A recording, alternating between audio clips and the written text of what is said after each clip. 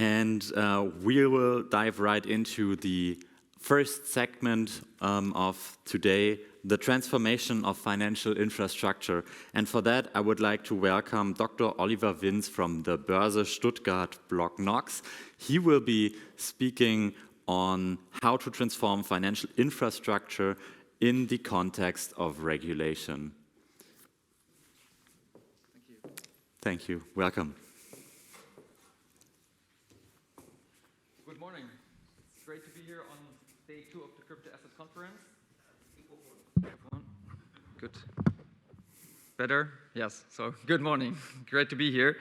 My name is Oliver, and I joined Börse Stuttgart last year as a COO, CFO, being in charge there for everything that has to do with operations, risk, finance, and so on.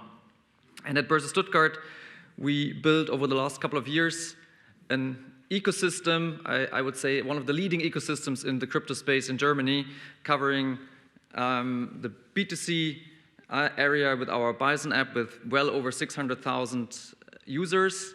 We have our own custody solution with Blocknox, and by now we have over 2 billion assets under management there or under custody. And then we also have BSDEX as a regulated digital marketplace for digital assets. So my topic today is how to transform the financial infrastructure in the context of regulation. And when I thought about it and tried to make sense of that topic, I came to the conclusion, I mean, the question here is really, what are the success factors to get the institutional business in crypto starting, right? Because I believe, I mean, when we talk about the transformation of infrastructure, of the financial infrastructure, what needs to happen first is basically that the institutional business takes off. And let me take one step back and think about how the innovation cycles in our industry actually work. And I think one thing is super clear if you think about the developments over the last couple of years. Innovation in our industry is not driven by large institutions. I think this is for sure. So what we see is innovation is driven by startups, smaller companies, and by the adoption of retailers, private investors. So it's really private investor, retailer demand that drives innovation. What follows, and we could see this, is regulation, right? We see regulatory frameworks coming up in light of more consumer demand.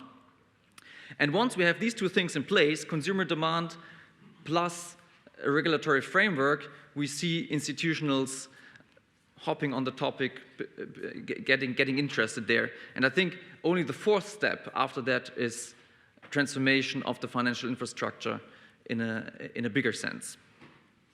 So if you look at the first two things to understand where we stand in the cycle, right? Or let me before I go there, maybe point one thing out. I think in this, if you look at this cycle, you see that regulation is super important, right? Because regulation can be and will be the enabler here to get the institutional business off the ground. I think it's super important for institutionals to have a very sound regulatory framework. It's important to attract the right talent here into the region. It's to a certain extent also important to create a positive perception around crypto. Because if you think a couple of years back, I think most institutional players would not have even thought about doing something in crypto, right? This was not, I mean, this was a little bit shady, whatever. So I think regulation also helps very much to bring this topic up and makes it creates a positive perception around it. But this means, of course, also that regulation can be also a blocker. If regulation is not done right, I mean, it can also block this development. And eventually it can then force the industry, the players, out of Europe in the end, and can force them to go into other geographies where regulation is more favorable. I think this is a very important thing to keep in mind when we think about the importance of regulation here. But let me go back now to my cycle. So where do we stand in this cycle right now? I said it starts with the retail demand. And retail demand, I think, is very clear. Over the last 2 years, I mean, we saw the crypto markets skyrocketing, cryptocurrencies, NFTs. I think there's no doubt about this. So, and what I found super interesting last year, the share of German consumers investing in traditional stocks has slightly declined last year, right? I mean, after it has risen strongly in the years before, but it has slightly declined from 70.5 to 70%. And in the same time, the share of investors in Germany investing into crypto has doubled from 5 to 10%. And then we have another probably 4 to 5% of NFT holders, probably a big overlap here. But what that means is, I mean, it could be very likely that maybe at the end of this year, or maybe at least 2023, we will see more crypto investors on the retail side than maybe in traditional stock markets. And I think this shows that there's super strong demand from the retail side. But nevertheless, at least according to a recent report from JP Morgan, still only 5% of the Bitcoin investments are held by institutions. So institutional adaption is definitely still something that's to come.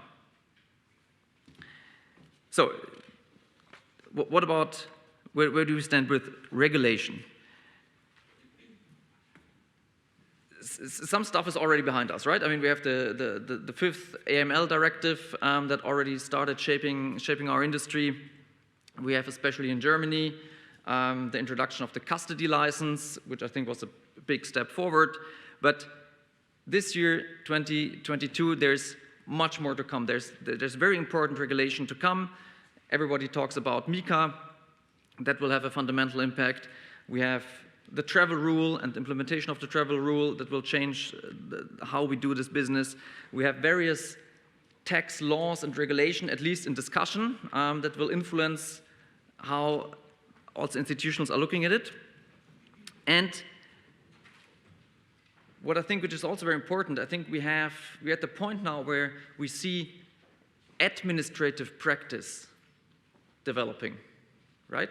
So we see that regulators, internal, external auditors, compliance departments, they start to get experience. They start to get a little bit of understanding of the situation, right? And this is also shaping how we're doing business. So everybody who has the pleasure to work with auditors, for example, in doing the annual audit, right, in the crypto space, I think, and if you think back, what were the questions and so on in this space 3 years ago, 2 years ago, this year, I think I guess you see a development, right? I mean, the market standards developing, and I think this is super important, again, when an industry is maturing. So my conclusion definitely is, I mean, demand is super strong. There are regulatory frameworks developing, so 2022, based on these two developments, will definitely be the year of B2B adaption, right? And as this the basis for transforming the financial infrastructure. And I mean, the last years we have seen a lot of retail FOMO, and I'm very sure in 2022 we will see a lot of B2B FOMO. We will see a lot of institutions out there who are, yeah, so sort of fearing probably to be too late in the market and want to enter. So, which is good news. I mean, for everybody, if there anybody with startups or something, that could be also good. Exit opportunities, who knows? So, if we take a deeper look, so what are the key success factors in institutional adaptation for the industry as a whole, but also for the single institutions? I think there are mainly 6 of them. First of all, I think one success factor is being very demand-driven, having a very demand-driven focus. And I think this is important because I hear a lot in our space, right? Especially from institutionals, what you could do with this technology in terms of cost savings, being more efficient, and so on. This is true, and this will come eventually, but I totally believe it starts out with the demand, right? With the demand side. I mean, when we see this, cryptocurrencies, NFTs, I mean, it's the demand that drives innovation and this drives transformation. So successful transformation starts in the areas where we see the demand. That's the first thing. The second thing, I will touch base on this later a little bit more, is, like I said, is regulation. I think understanding and mastering regulation is a very important thing. Third thing is everything around security. Also important. If you don't have the right security in place, I think this is absolutely no-go for institutional customers. And fourth thing is the fit with existing processes. I mean, when we talk about transformation of financial infrastructure, we should keep in mind there is a lot of financial infrastructure, and we need to understand that this is a starting point, sort of, right? And we need to understand how the new infrastructure fits into the existing infrastructure.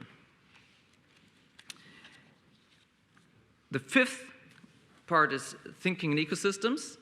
I think also super important for the individual, institutional, but also for the industry.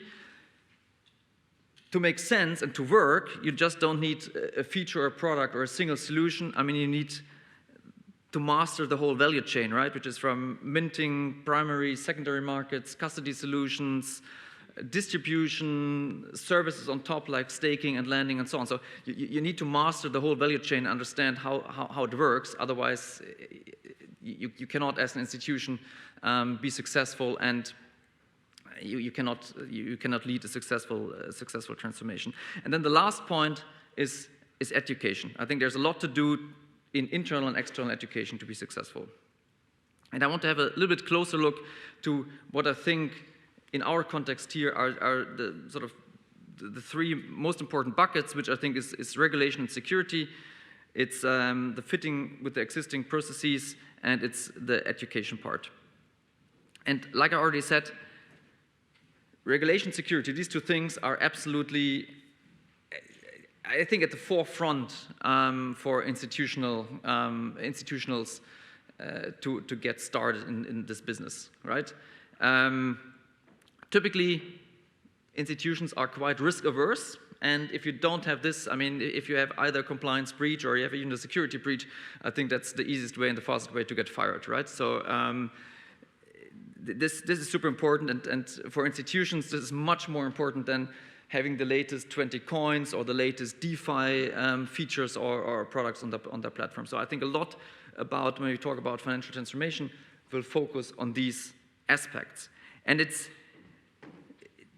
not easy because, I mean, our industry is moving from an unregulated space to a highly regulated space, right? So we're in the middle of this, so it's not easy to understand what is now compliant and what is not compliant. At the same time, the space is under big scrutiny. I mean, not only of regulators, tax authorities, I mean, that's clear, but then I think also you see now consumer protection groups coming up, you even see environmental groups, you see all kind of political parties, right, looking at this and having their own opinion and shaping the public opinion. And then finally, of course, on the security side, I think there's, I don't know, it feels like at least every month or something, we still have a significant sort of hack or scam or something, internal, external fraud, which is of course something you look very closely, right? If you're an institutional and you need to understand the technology, what are the differences in storage solutions, in protocols, the risk associated. You need to understand how you can mitigate this risk with insurances, for example, or how you can ring fence the risk at least to make sure that you protect your P&L and also your reputation. So I think mastering regulation and security is the most important step in this financial transformation. Then the second thing, fit with existing processes, I truly believe is probably one of the most overlooked things in the industry. And I think there's a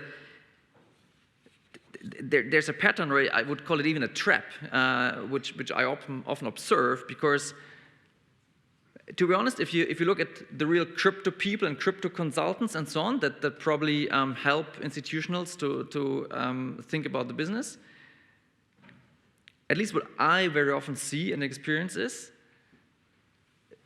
they're so, let's see, so excited by the possibilities of DLT and crypto that they don't want to get constrained by the existing processes, right? I mean, very often I hear this, why should we do this? I mean, so this is old technology, we should jump on the new technology and so on, this is the future, blah, blah, blah. And then I see from the other side, the incumbents, sort of exactly the opposite, right? I mean, they see crypto as, yeah, we want to do something with crypto, it's a new asset class, some of our clients want this, but we have so many existing processes.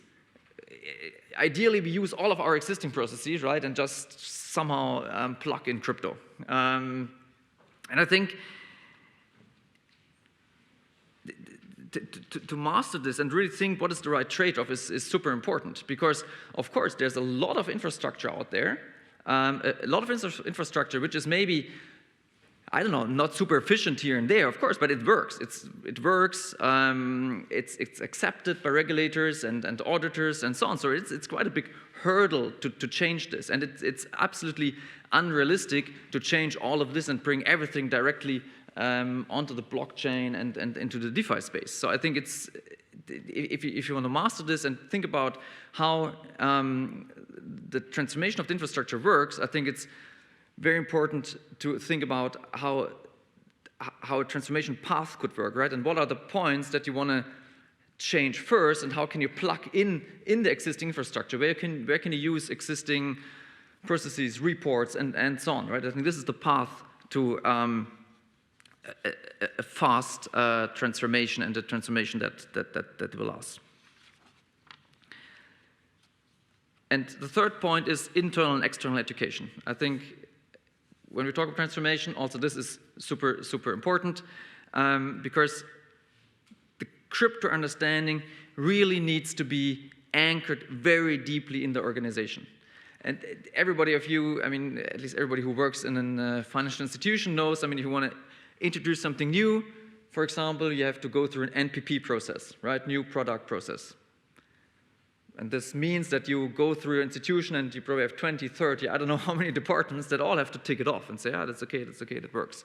And of course, if you have not a deep understanding in your organization of crypto, what it means, what are the benefits, and so on, then this will be a very, very cumbersome process. And that's, I think, what we see a lot with institutional players. And then this takes forever, it stalls, or if it's even worse, you come up with very strange compromises, right? You sort of impose the old world on the new technology, and you find a compromise where the compliance department feels comfortable with. And I think this is not how it works. And the same thing is on a bigger level. So it's not only the internal education that is super important, it's also the external education.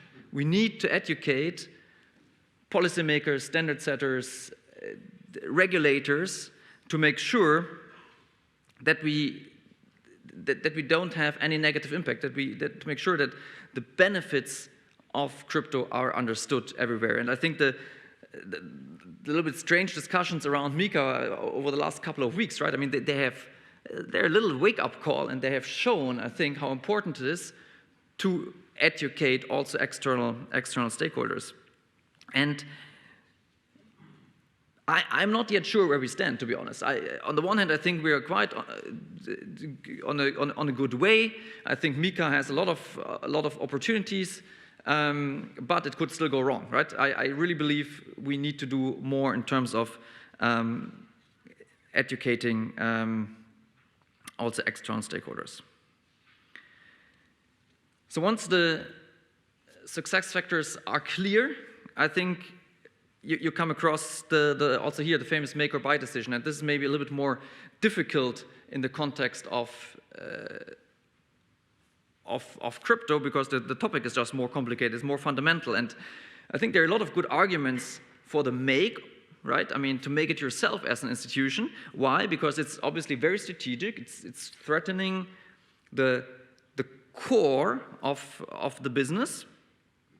And to be honest, I think you could argue also that, at least right now, I mean, there are not many very good potential partners out there, right?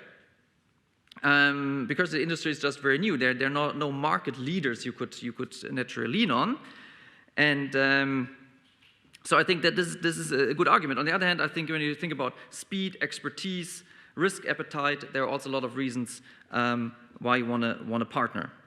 And I personally believe that most institutional players do not have the right setup right now to really do it on their own. I think the question is here really to find the right partners to be successful. So, and allow me to say in this context, I think this is where we as Börse Stuttgart are very strong and a trusted partner for B2B clients, because especially the regulation part, I think we have 100% regulated and compliant setup in an institution that is 160 years old, right? I think we have a lot of experience with this, and if you think about internal audit compliance, AML, risk controlling, business continuity management, information security, IT and cybersecurity, regulatory affairs. I think these are all these topics you should cover. I see, okay, give me 2 minutes. These are all these topics you should cover. And I mean, for us, these are not just positions, right? For us, these are departments. And I think with this setup that we have, we can speak on the right level with our potential B2B clients. So let me very quickly summarize, and then I'm done in 30 seconds. What is important here? So I think important to take away is that for financial transformation and transformation of the infrastructure, I think regulation and mastering the regulation are absolutely the key success factors. Second is, this year in 2022, we will see very important regulatory initiatives upcoming. And I think if we, I mean really policymakers and the industry, I mean if we master to get this right, I think this can be a very big enabler to transform the industry and make Europe a very competitive space here. But if we don't get it right, this can also mean that in Europe we have a great disadvantage and we drive out innovation. So to achieve this, I think as an industry we should really make an extra effort and ensure that we're in a close communication with regulators to make sure this goes into the right direction. Thank you very much.